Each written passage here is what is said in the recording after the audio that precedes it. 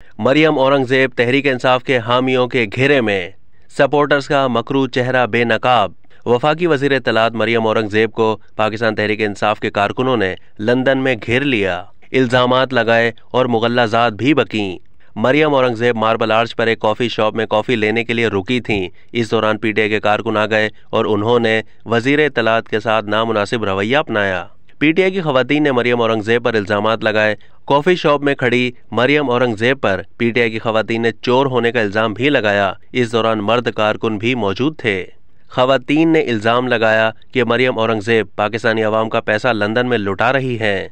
एहतजाज करने वाले मरियम औरंगजेब के साथ साथ चलते रहे, ताहम मरियम औरंगजेब ने उन्हें कोई जवाब नहीं दिया और खामोशी से मुस्कुराती रहीं। मरियम औरंगजेब का एक खातून से हंगामे पर मुकालमा भी हुआ। मरियम औरंगजेब ने कहा, इमरान खान की नफरत अंगेज सियासत का अपने भाइयों बहनों पर जहरीला असर देखकर दुख हुआ। अफसोस, वो इमरान खान के प्रोपेगेंडे का शिकार हैं। लोगों को मुत्तहिद करने के लिए काम जारी रखेंगे। वज़ीर आज़म शहबाज शरीफ की जानिब से लंदन में मरियम औरंगजेब को हिरासा किए जाने की मजम्मत की गई।